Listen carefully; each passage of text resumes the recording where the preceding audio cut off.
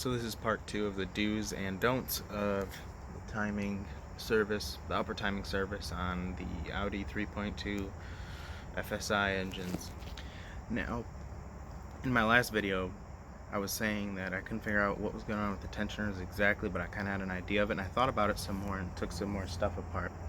So it seems like the first of the first, I can't tell if they had a spring or not, because I noticed the plunger was in backwards, and somebody had been in that tensioner or in that engine before and tried to like take the tensioner apart and put it back together. There was some tampering going on, so I can't say for the first iterations of them. But later on, like this 2005 engine behind me, they had springs in them. I don't think that they had any sort of ratcheting mechanism though, but I was able to compress the spring back in and then it wouldn't come back out. So it seems like even the ones with the springs do collapse still, and they get stuck. They won't come back out, and I don't think the oil pressure is enough to really bring them back sometimes, which is why when they fail all the way they don't pop back out, but before they fail they do pop back out. So what I'm replacing right now I think is going to kind of fix that problem. The new tensioners seem to have a ratcheting mechanism in them from what I can tell, but I don't know for sure, because I squeezed it and then I let go and it popped out and it made a clicking noise, kind of like a ratchet, and it wouldn't go back in. And some tensioners do have that, and so I don't know if that's just something was binding and getting stuck. I didn't want to risk it anymore. I didn't mess with it anymore. But anyway, what I'm doing right here is replacing the check valves. What those do is they prevent oil from flowing back from the heads. And so with that in place, let's say these newer ones might still be prone to that, which I don't know that they are. I don't think they are, but just to be safe, replacing these should prevent oil from flowing back. So the spring has to do pretty much no work at all. The spring in this case is only going to be here for when you first start the engine, before it makes oil pressure, because it's been sitting without oil in it forever. And by forever I mean a few days, but just for that first start, because when you take the tensioner off, all the oil leaks out. Then from now on, once you shut the engine off, that check valve that I'm replacing should keep the oil pressure steady once you shut the car off.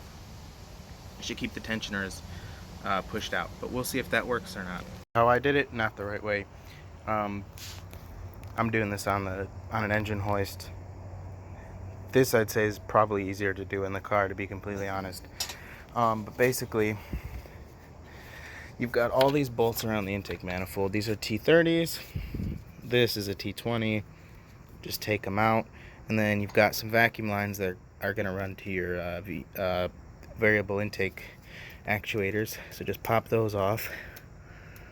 Again, these might be brittle, so be really careful with them, because they have a tendency to break if not carefully removed.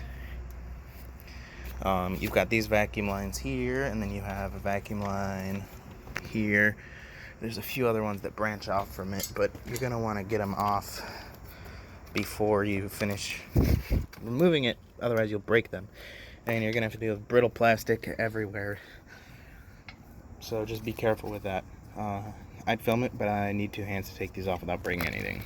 Okay, once you're sure you have everything out, you're going to want to remove the intake manifold. Now if you pry against like the throttle body, you could break that neck off. If you pry against that vacuum actuator, you could break that off. So what I've done with good success in the past is just take a pry bar and very gently push up on it, and it'll break that seal, and then you can pull it right off.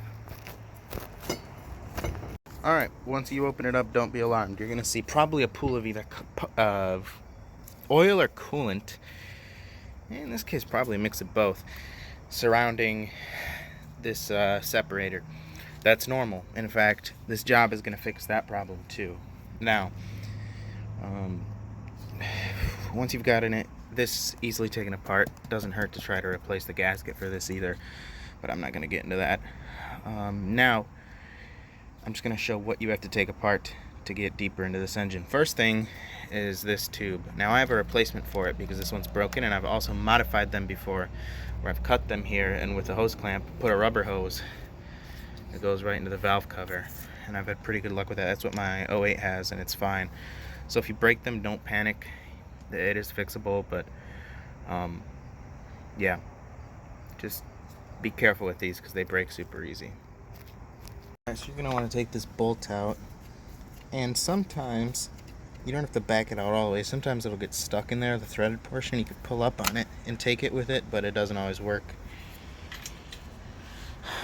Generally, you have to kind of get creative and wiggle this a million times to get it to come out. Pry up on it, do something.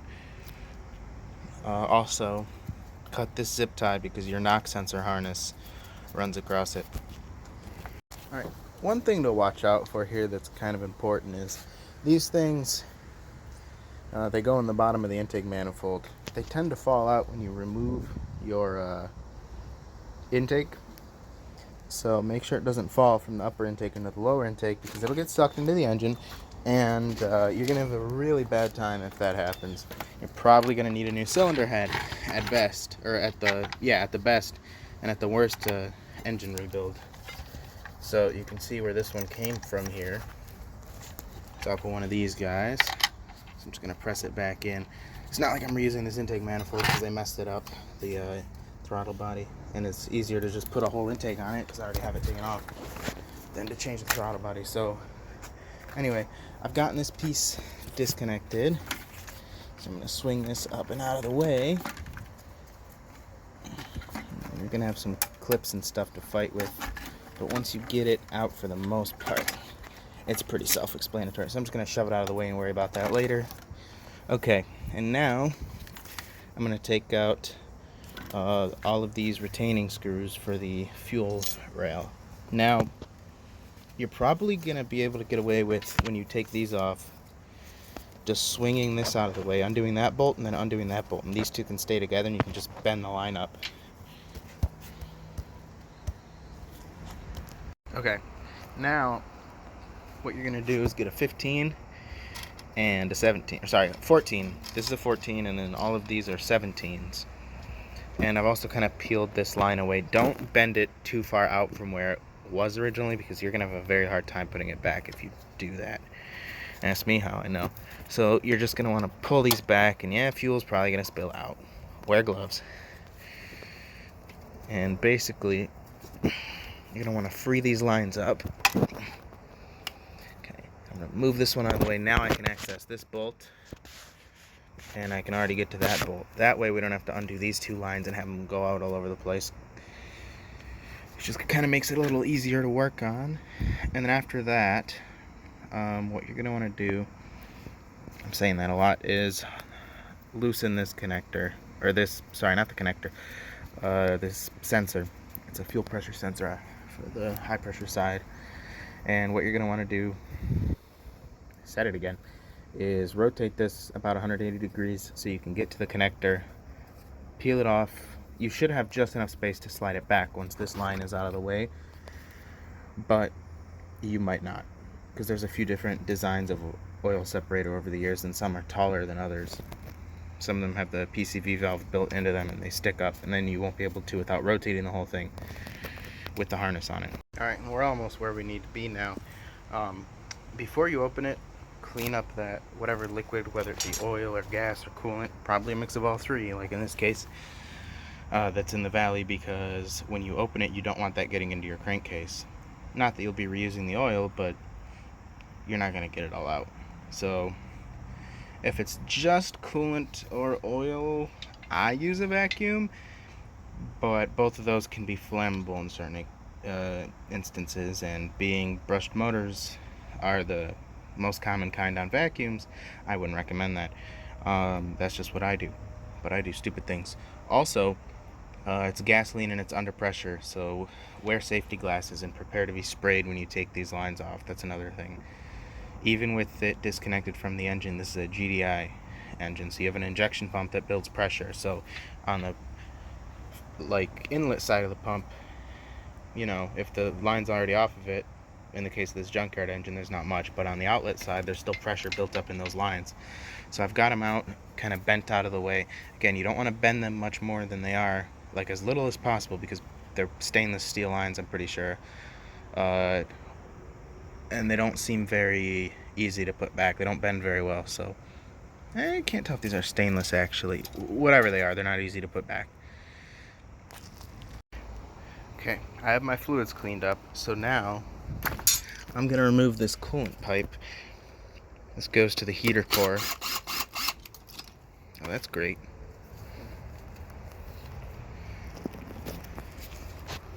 And it's held in with 2 screws in this case.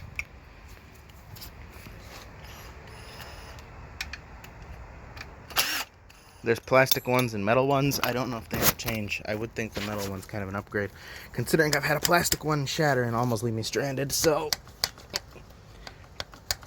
just wiggle it out.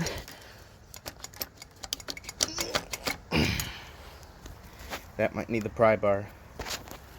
Make sure it's not getting stuck against anything, which it isn't. It's just stuck in there. Get a new O-ring for this too. Again, Volkswagen dealers, your best bet for something like this, or Audi or whatever, because it was like $2 for this, for the replacement ring I have for this one. And it's probably going to be the best quality one that you can find anyway. I'm going to add something. Before you attempt this, drain all your coolant out. Because if you take this pipe out, what's going to happen is all of the coolant that's at any level above that hole is going to spill out and flood the valley of the engine, and that's going to really suck. Also, this O-ring, as expected, is kind of flattened. Still rubbery, but I'm going to put the new one in it anyway.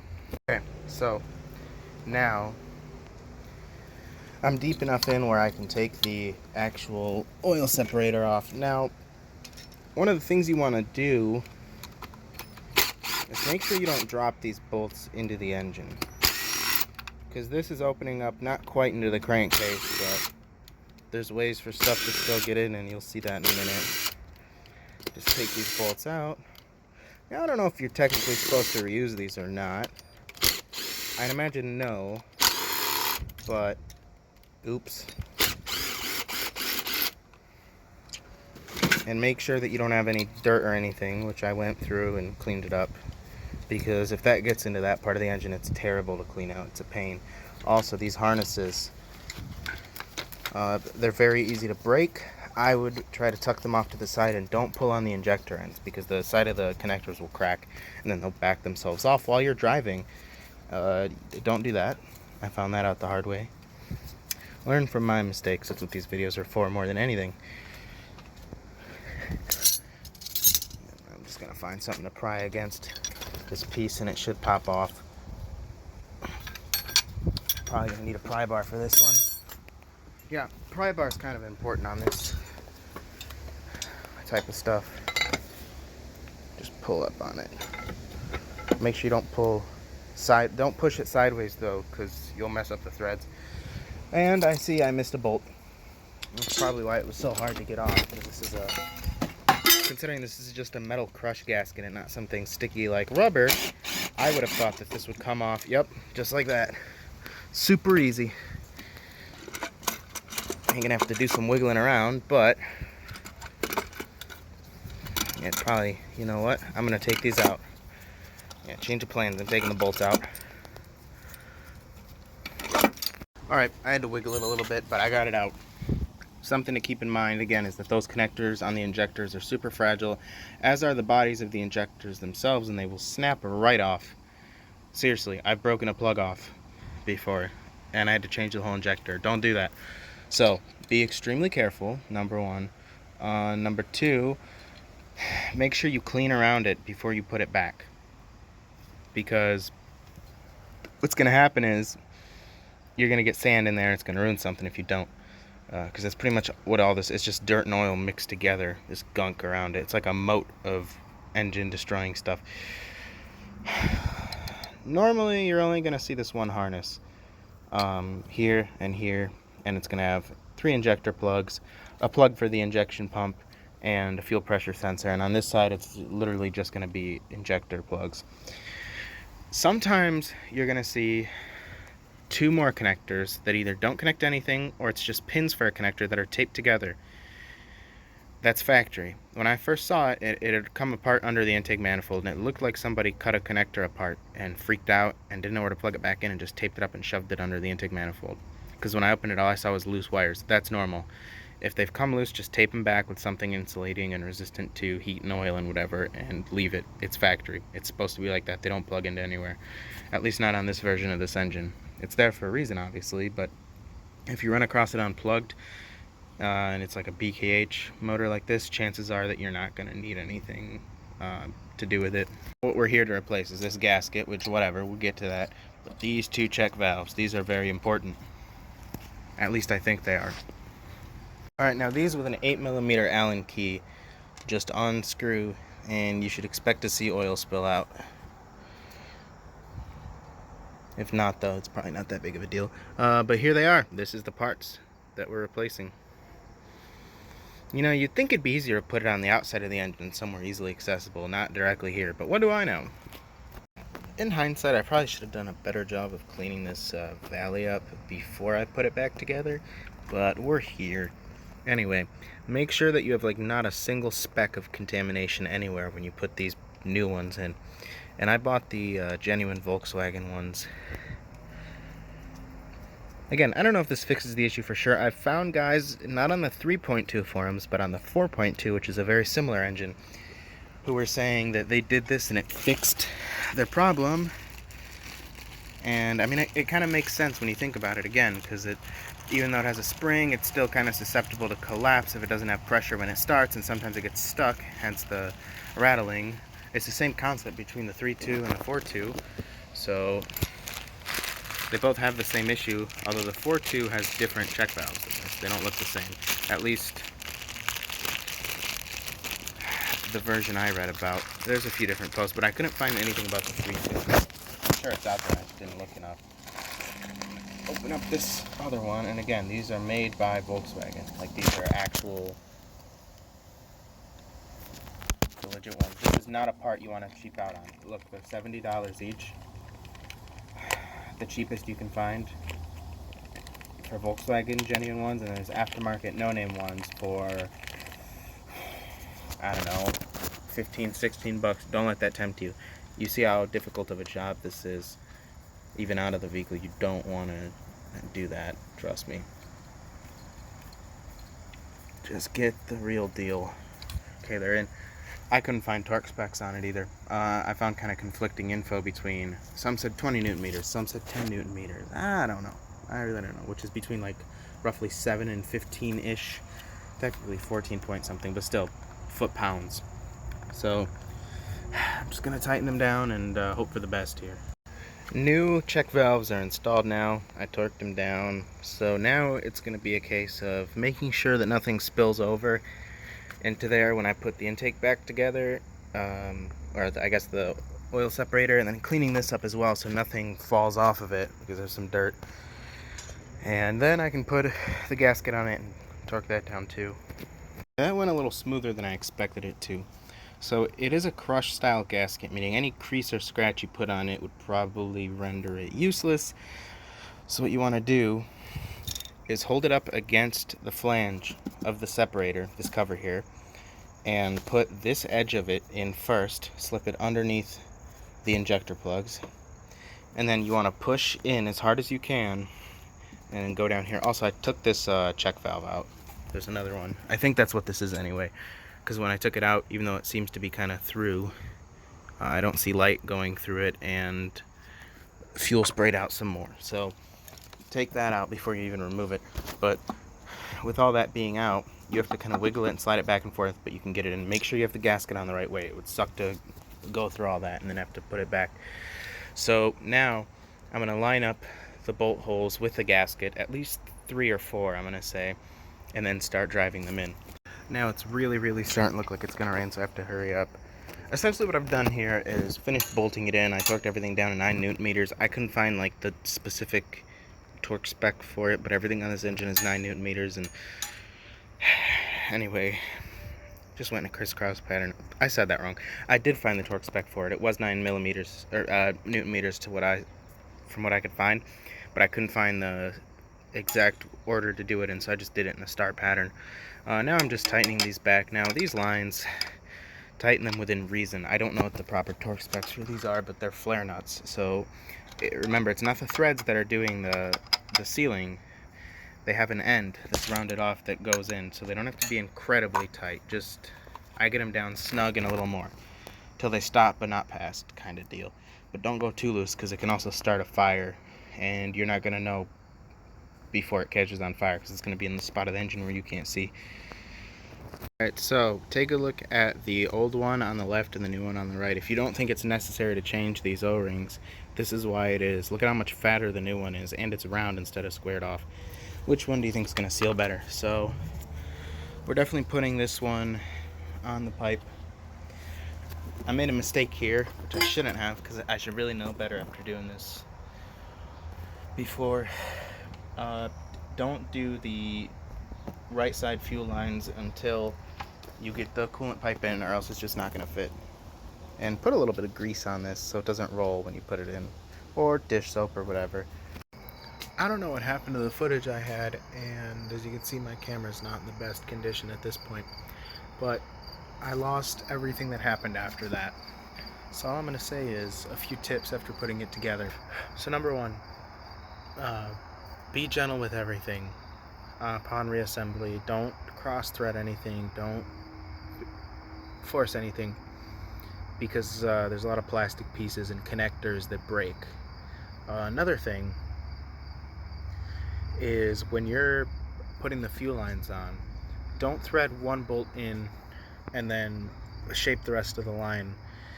Or I should say, don't tighten it down. Definitely thread it in, but only thread it in almost to being all the way down, but so it can still kind of wiggle around.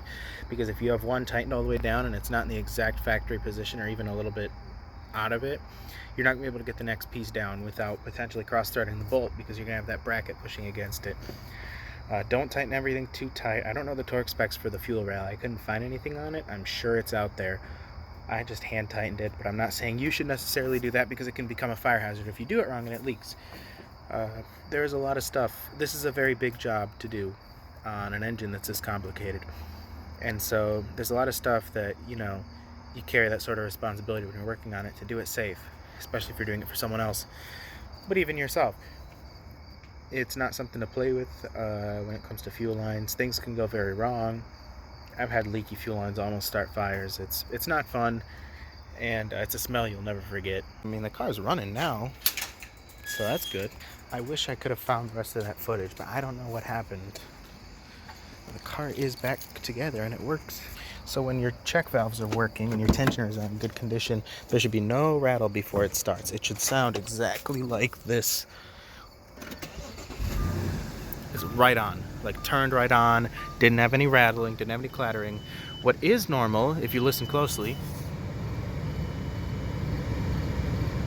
is you might hear some clattering, but that's going to be your injectors, and more importantly, at random, which can really freak you out because it does sound like something's about to blow up, is your evap purge valve. That will click like crazy and make noises of stuff that's about to blow up but isn't actually going to. So yeah, definitely don't freak out if you hear that. If it makes any more clicking noises after you put it together, go close to where the noise is and determine where it's from. But a chain tensioner is pretty obvious. The only thing is the purge valve sits under the same plastic cover that covers the rear of the engine, and so it does kind of sound, because it resonates inside of there like the tensioners, and it freaked out on my other A6. I thought it was about to, you know, fall apart, but as soon as I unplugged it, the sound went away. It turns out they're just loud, and it's normal, and it's nothing to be too concerned about. So yeah, I hope this video helps at all, and yeah, sorry if it's all over the place, but I'm really hoping it can help some people, because this check valve method seems to work, especially on cars that are just starting to rattle, but the guides and tensioners aren't actually damaged. It's usually the check valves. But every situation differs, and again, I just hope this can help.